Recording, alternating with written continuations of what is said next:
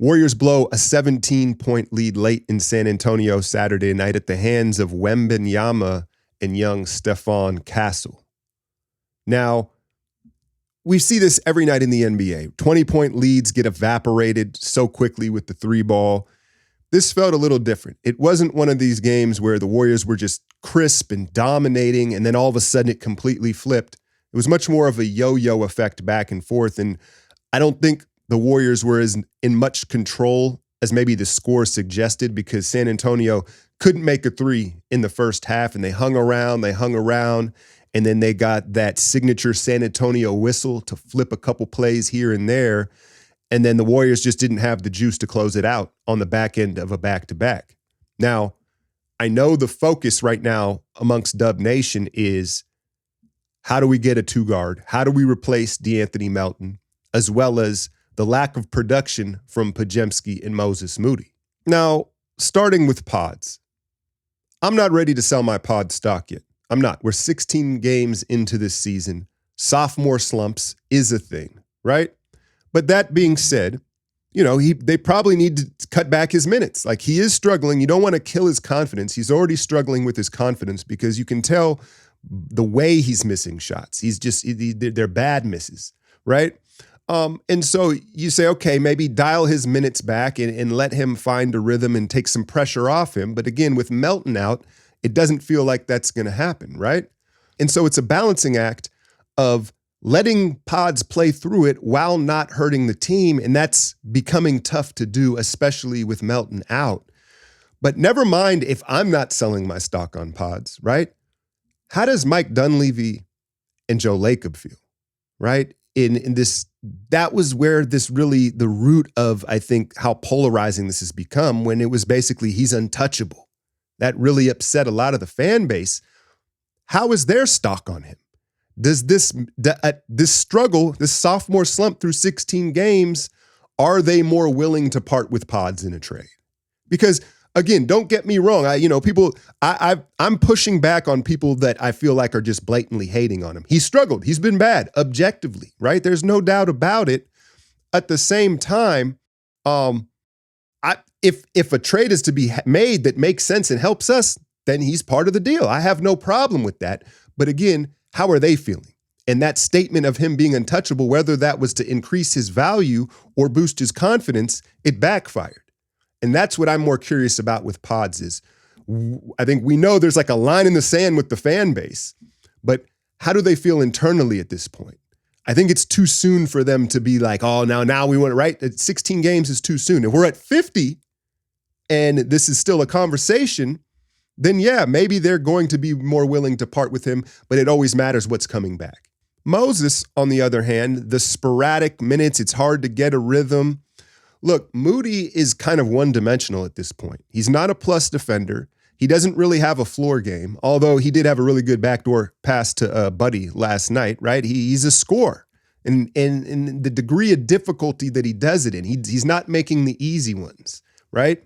Moody, he'll make these tough and one acrobatic finishes, but then the ball gets swung to him wide open and he doesn't knock that three ball down. And so when you look at combining those two's production or lack thereof, they can't create good shots for themselves, right? And when we're at full health, that isn't a problem. But right now, how do you counter that? Now, GP2 has been really good. I don't think maybe he's got enough notice. We kind of take him for granted, but he's been healthy. It's like knock on wood, right? Don't mention it, just let him be himself. But he's always going to be on a minute restriction, right? That's how it's going to be. So you can't really count on him, even though he is so effective rolling like a center as that offensive production. But last night, I get it. Bench, people throw out all these numbers about how unproductive Pods and Moody have been over the last 10 days or so. The reality is, end of the game, Steph and Draymond had an opportunity, and Wiggins, the starters, to close that game out, and they didn't. Steph is tired. You saw it in New Orleans, right? It's not like they rode Steph to get the Pelicans win, or they rode him in the first half in San Antonio. He's tired. And at Steph and Draymond's age, it's I'll say this, it's a little early in the season to hit this first little bump of fatigue. And what it makes me wonder with Steph is this the cost of the golden dagger?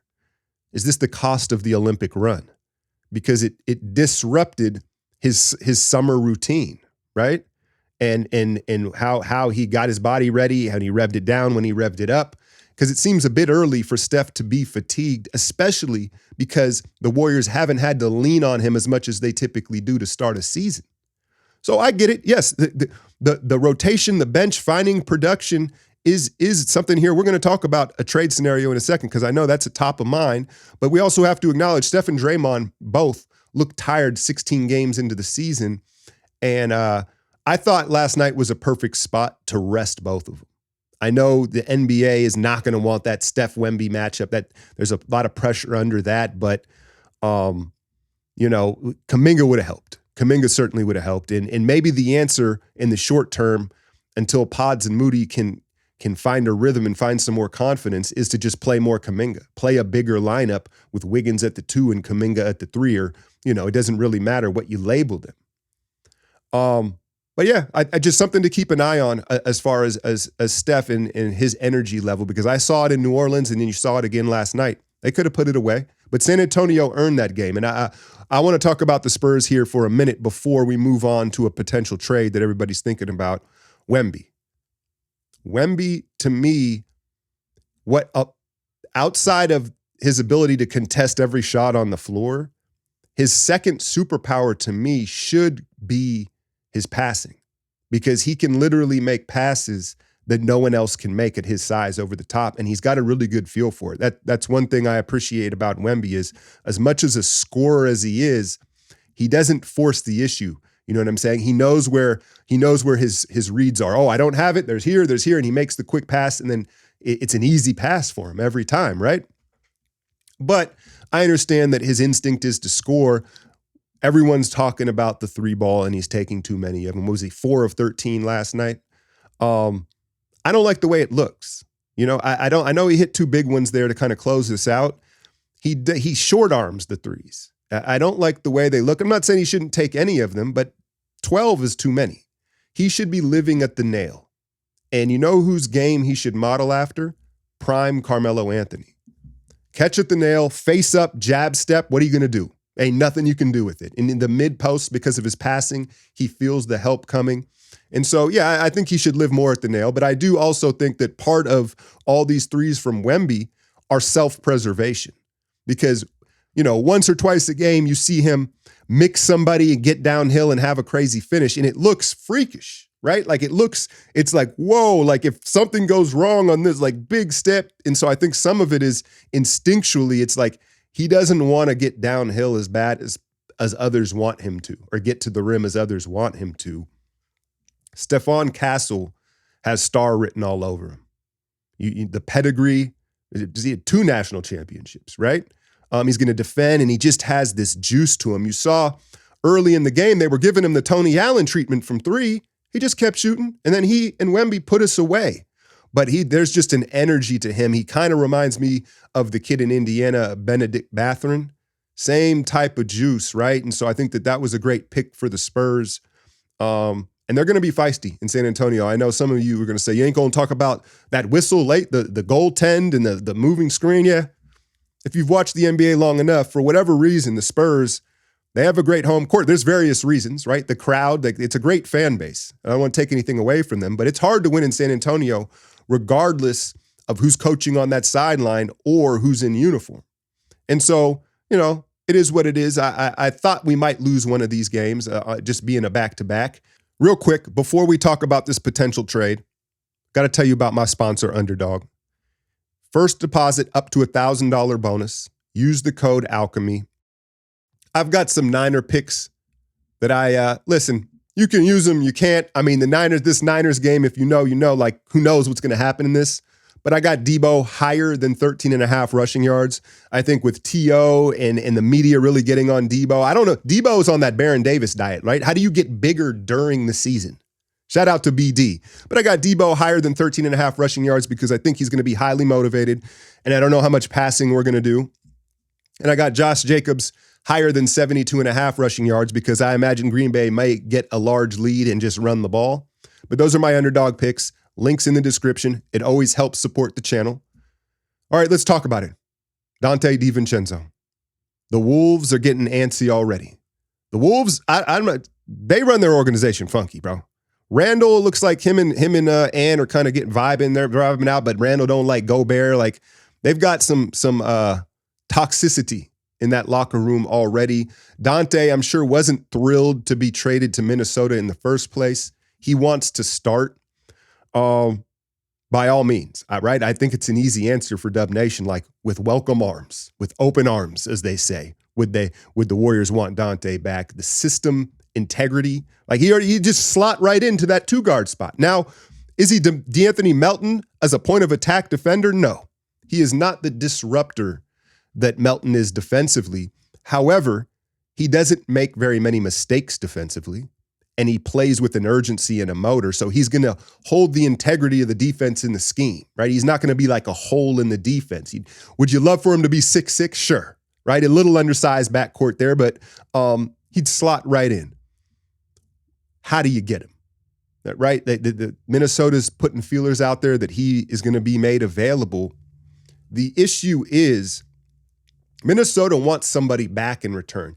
I don't think you're going to be able to just send Melton, an injured Melton, in picks, and Minnesota's just going to be like, all right, well, that's a void in our lineup. They need a player that can play minutes for them.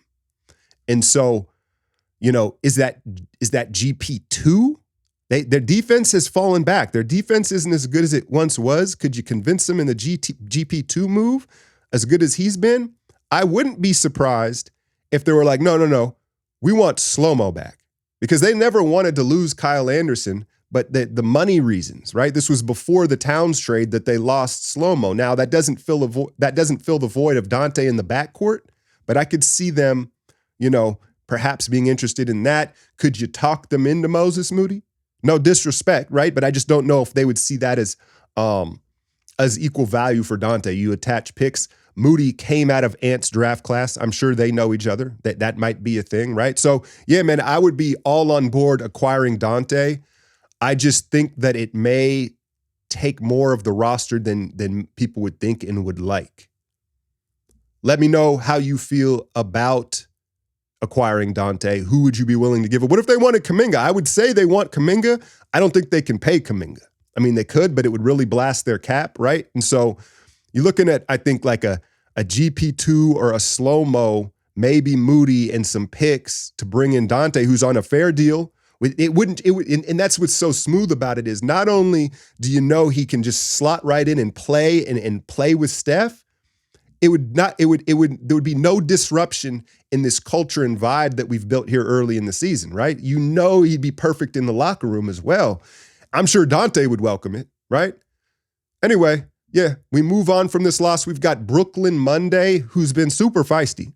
Maybe Bob, I was going to say Bob Myers. Maybe Dunleavy and Brooklyn's GM are going to have lunch here. Brooklyn in town, Cam Johnson, we'll see. But Brooklyn is no pushover. Like they are going to be scrappy. And then we've got this gauntlet of West Coast games with OKC, Phoenix, Minnesota a couple times. Hopefully Steph and Draymond can find a way to charge their battery over this Thanksgiving little break because they look a bit drained right now. Let me know how the Warriors would acquire Donte. And I don't want to just hear from our side of things. Why would Minnesota want to make the trade? It's got to be some sort of balance. Hit that like, share, and subscribe. I'm out, y'all.